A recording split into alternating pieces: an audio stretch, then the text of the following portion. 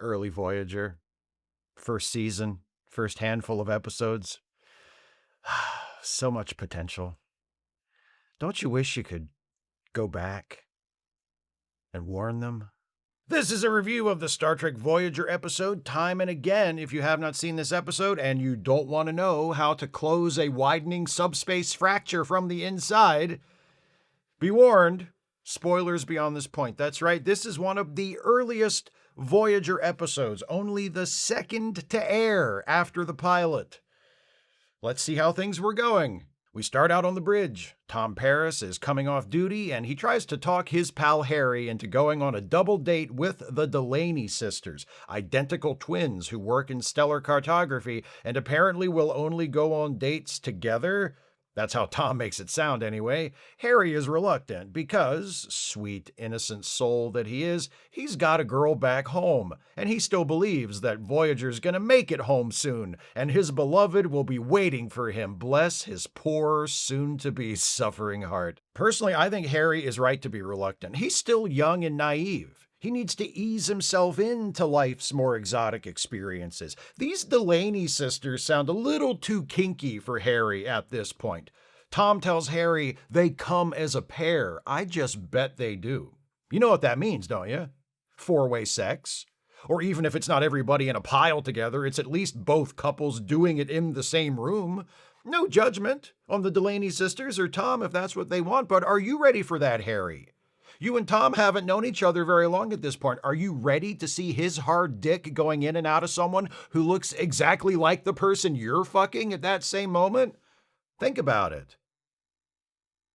Harry, think about it.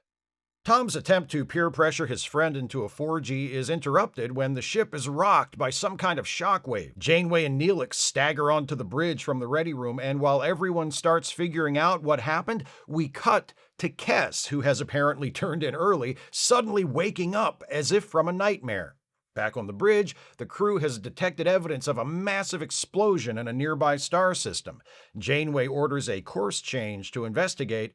Kes arrives just as Voyager reaches the planet where the explosion originated. She seems pretty unsettled. When the crew scans the planet and finds no life signs, Kes is like, none? As though this information confirms some dark premonition she had. Chakotay reports signs of infrastructure on the planet, artificial waterways and such. So there was a civilization down there, just not anymore. Fortunately, the radiation levels left by that massive explosion that wiped out all life on an entire planet and created a shockwave that rocked a spaceship that was more than half an hour away at warp speed have already dropped to a safe level, so Janeway leads an away team to the surface of the planet to see what happened. Janeway, Tuvok, Paris, and B'Elanna beam down into a ruined city. Apparently, the explosion was caused by a polaric ion device, which burned the entire planet in a matter of seconds, killing everyone and everything on it. Janeway and B'Elanna find evidence that this civilization was using polaric ion energy as a power source. Well, there's your problem. Back aboard Voyager, Kes is having a rough night. She tearfully tells Neelix that she was somehow able to see what happened on the planet during the explosion, the deaths of all those people. Neelix is like, it must just be your time of the month. Why don't you try shutting up and going back to sleep? Kes reminds Neelix of the legend that her ancestors had psychic abilities. Neelix is like, so shutting up and going to bed, definitely off the table? On the planet, as the away team continues to survey the rubble, something strange happens to Paris. As he's examining a clock damaged in the explosion, reality around him seems to shift, and suddenly the sun is out and the surrounding area is undamaged and full of people. A moment later, everything changes back.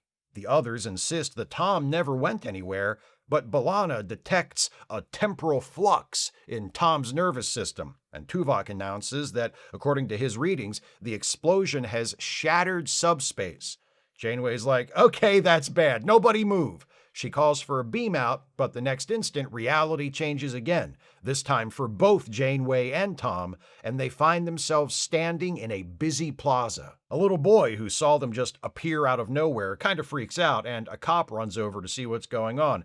The kid tells the cop he just saw Janeway and Paris blip in out of thin air. He calls them demons.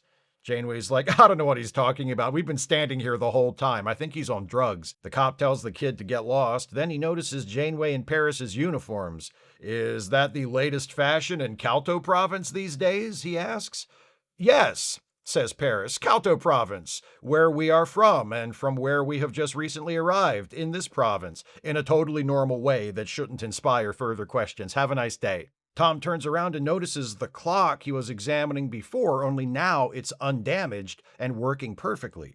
After reading the clock and having a quick chat with the shopkeeper, Paris informs Janeway that the time on the clock says it's approximately a day before the explosion. Somehow they've traveled back in time. If they don't figure out a way out of here before tomorrow, they will be killed in the explosion along with everyone else. Meanwhile, on Voyager, the rest of the crew couldn't help but notice how the captain and the helmsman disappeared like that, but fortunately, they know what happened. Sort of.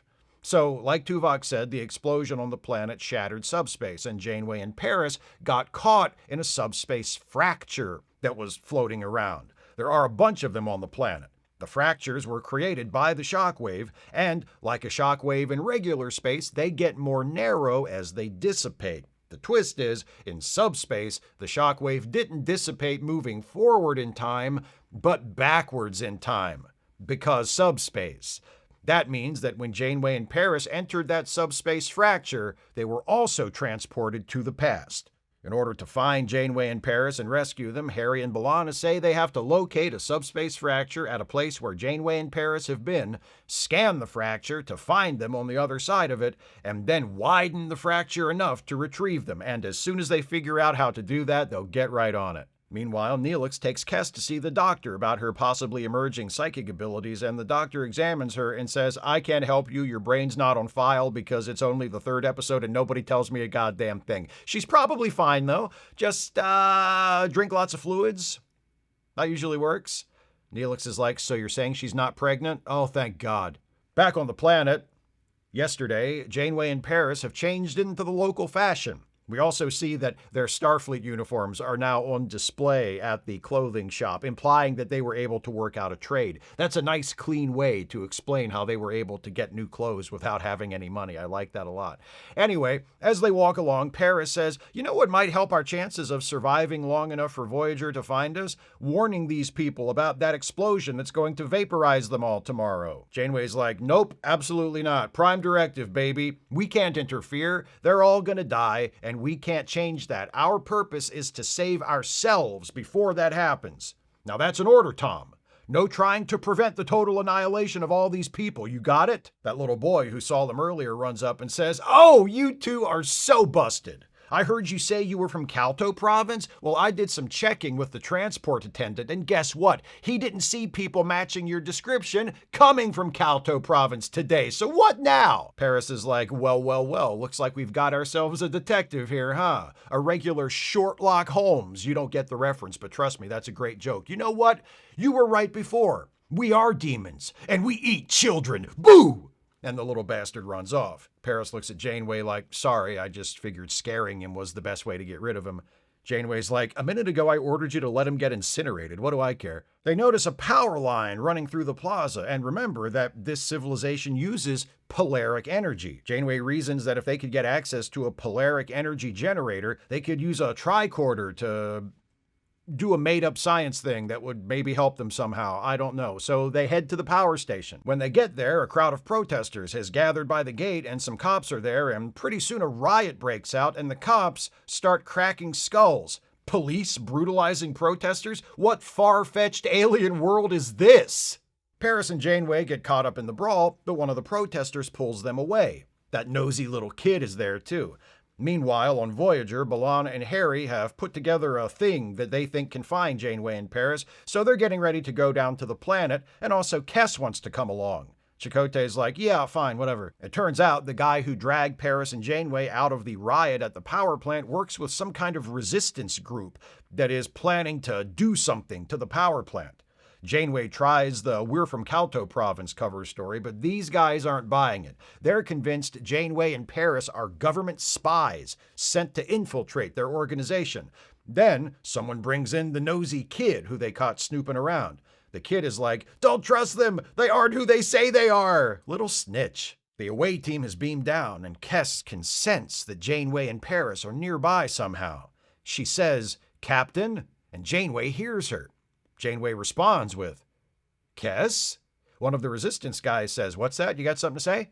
And Janeway says, "You know what, motherfucker? Yeah, I do. I'm Captain Catherine Janeway of the Federation Starship Voyager. And me and Lieutenant Tom Paris of the Starship Voyager over there are from one day in the future. And we know there's about to be an explosion on this planet that kills everybody. And since you knuckleheads are apparently planning something related to that Polaric power station, it's possible that you're gonna cause the explosion. So since we're all here, how's about we just don't?" The resistance guys are still convinced that Janeway and Paris are government spies, so they decide to move up their plans to do whatever they're going to do at the power station by a week and put their plan into action today.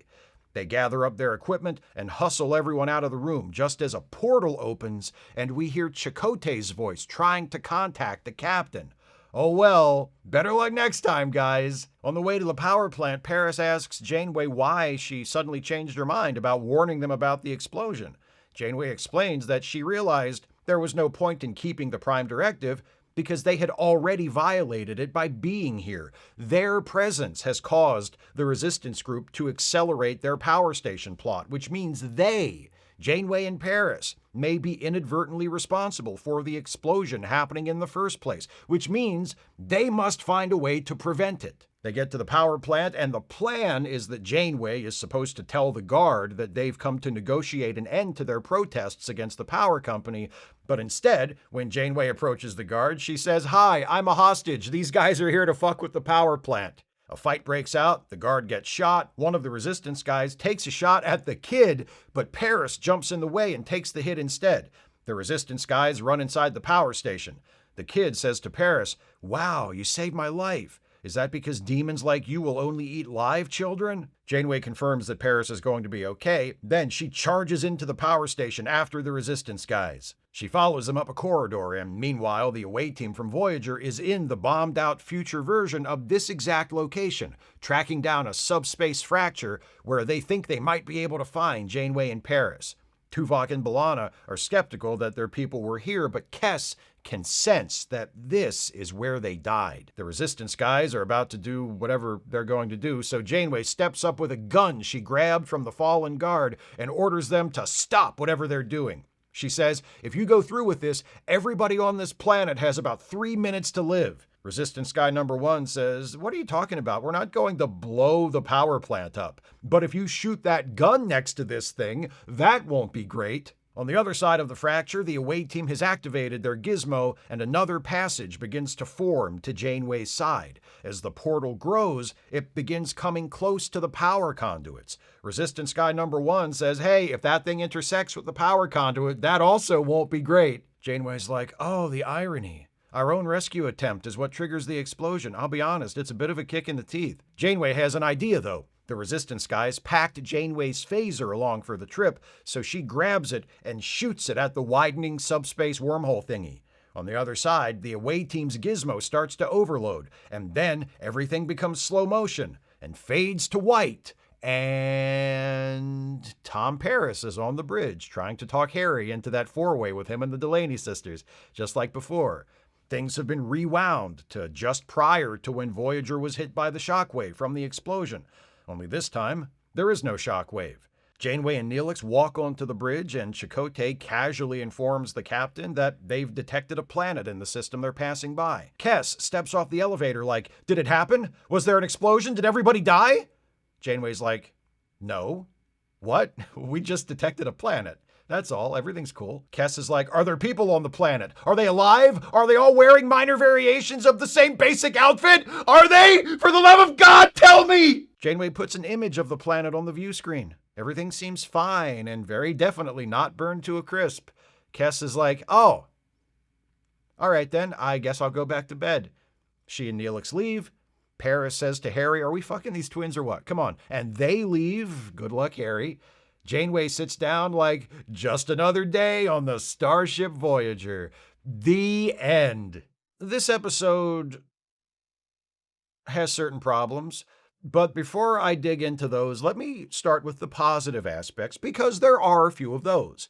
Like many Voyager episodes, the core concept of this one is very good. Two of our heroes are flung back in time to a point leading up to an extinction level event, which it turns out they are unintentionally responsible for causing. That's a reliable pulp sci-fi trope right there. And the plot unfurls in such a way that things aren't too predictable. The reveal that Voyager is somehow responsible for the explosion isn't all that surprising, but the way the little details are revealed, Janeway and Paris's presence causing the protesters to accelerate their schedule, the protesters insisting they aren't planning to blow up the plant, but pointing out that Janeway having a weapon close to the power lines might cause an explosion, and then finally the attempt by the Voyager crew to break through and get to Janeway and Paris being the thing that will ultimately trigger the explosion. That all works well enough. None of it is especially brilliant, but it's good.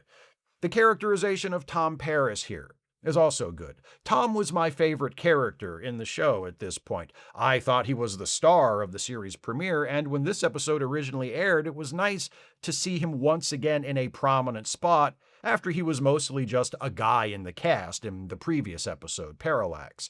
Here we get reintroduced to the Tom we've seen already, the fast-talking, charming, slightly sleazy guy who tries to pressure his buddy into a double date.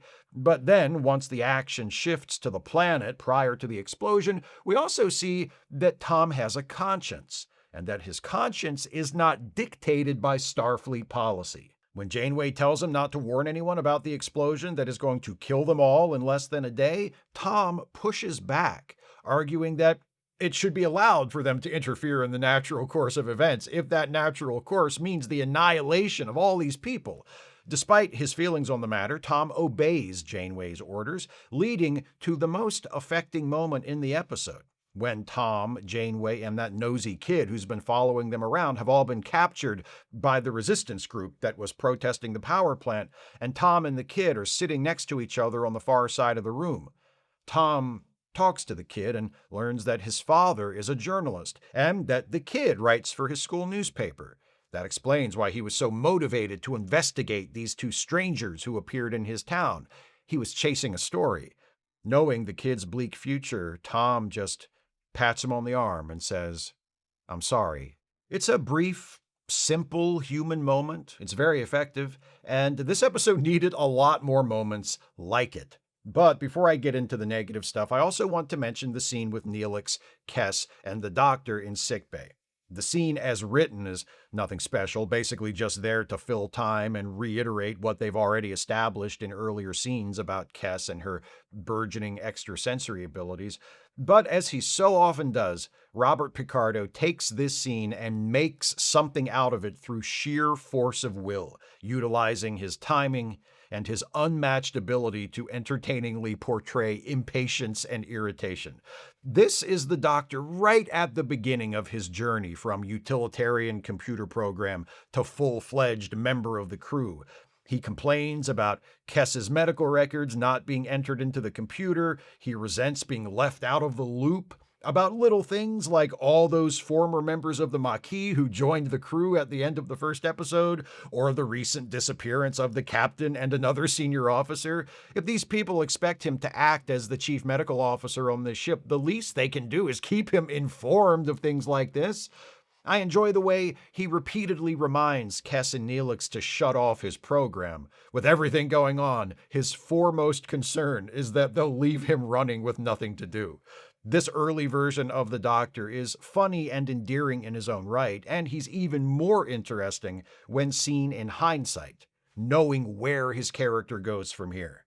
One more item for the plus column, and it's a minor thing, but I like how this is a half-ass alien planet like we would have seen on Star Trek the original series. The aliens all look just like humans. They all dress exactly the same. It's classic Star Trek shit. I love it. I wish the newer shows would have their heroes visit planets like this more often.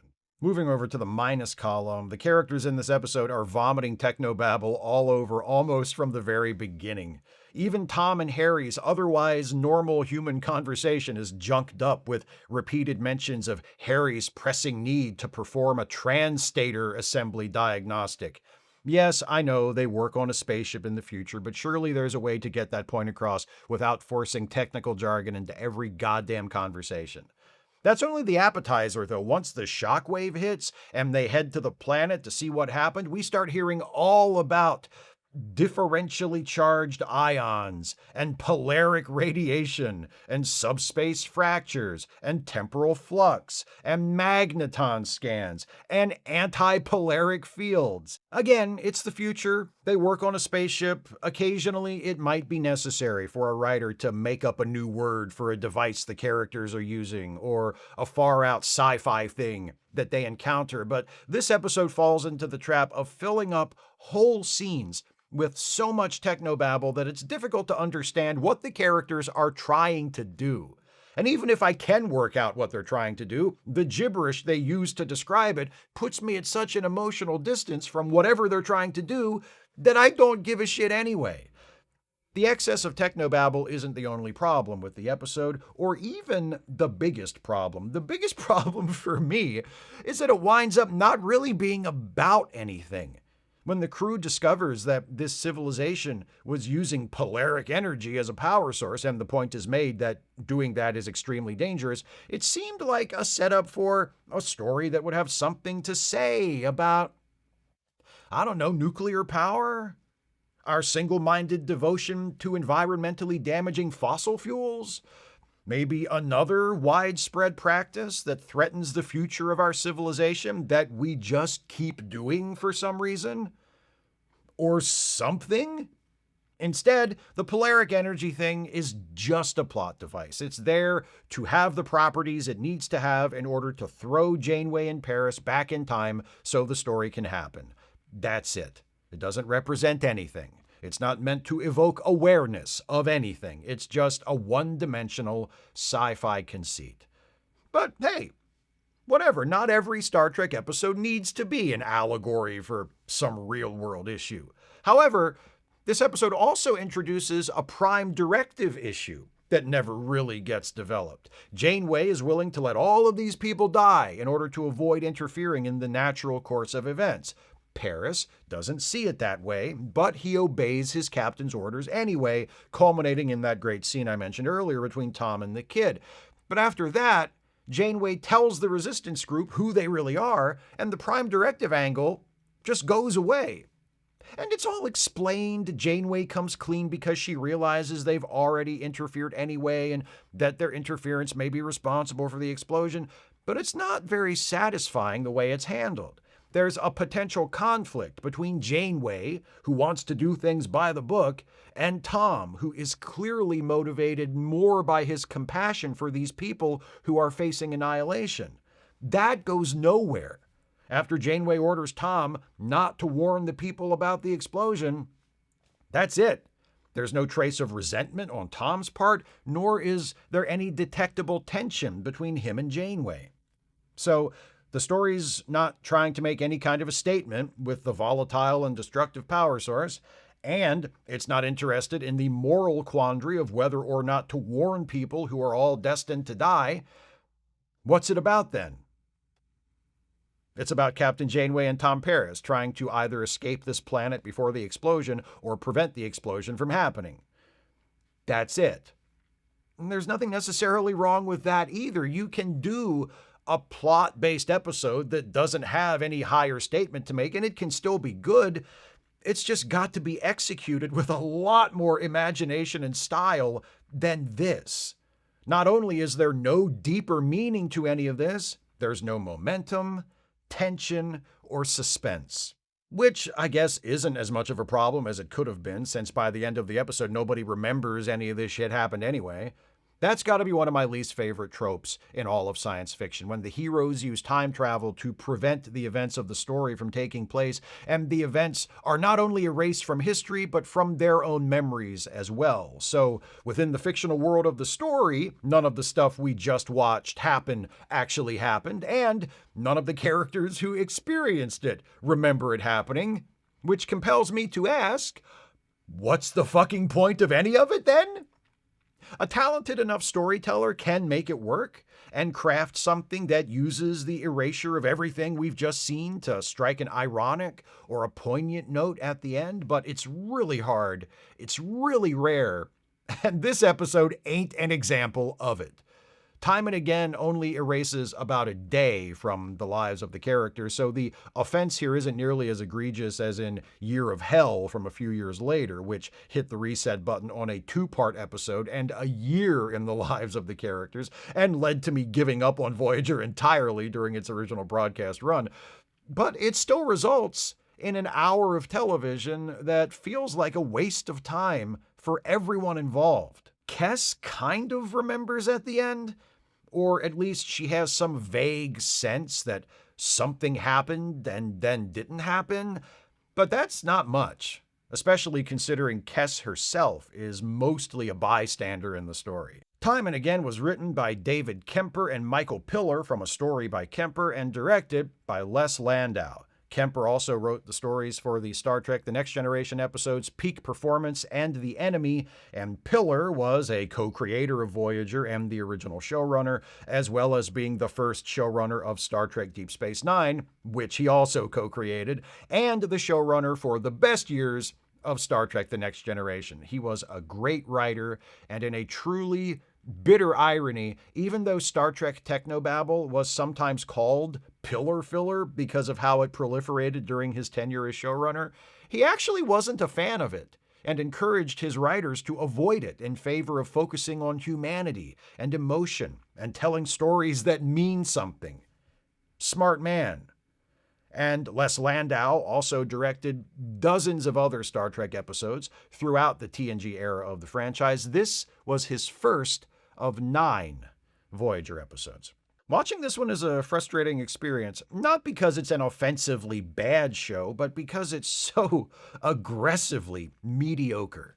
It begins with a high-concept sci-fi premise and contains pieces that could have been used to make something relevant or tragic, but instead it settles for something rote. It belongs on the pile as another example of squandered potential from those early days of Voyager, an episode that, despite its few highlights, is barely worth sitting through once, much less time and again. Those are my thoughts on Time and Again. What do you think of this episode? Please share your thoughts with me in the comments. If you'd like to support this channel, and I sure wish you would if you can afford it, you can do so by becoming a patron at patreon.com/Steve Shives, becoming a channel member by clicking the join button, or by making a one-time gift by clicking the thanks button, or via PayPal or Venmo. Links are in the description. That's it for this batch dedicated to episodes featuring time loops and paradoxes. Please join me next time as I begin a brand new batch. The theme of the new batch? Woke Trek. You know, when Star Trek gets all preachy and political and tries to teach us about diversity and equality. I hate that, don't you? We'll start the batch with a review of a particularly woke episode from Season 1 of Star Trek The Original Series, The Devil in the Dark. See you next time for that. Thanks for watching, and take care, everybody.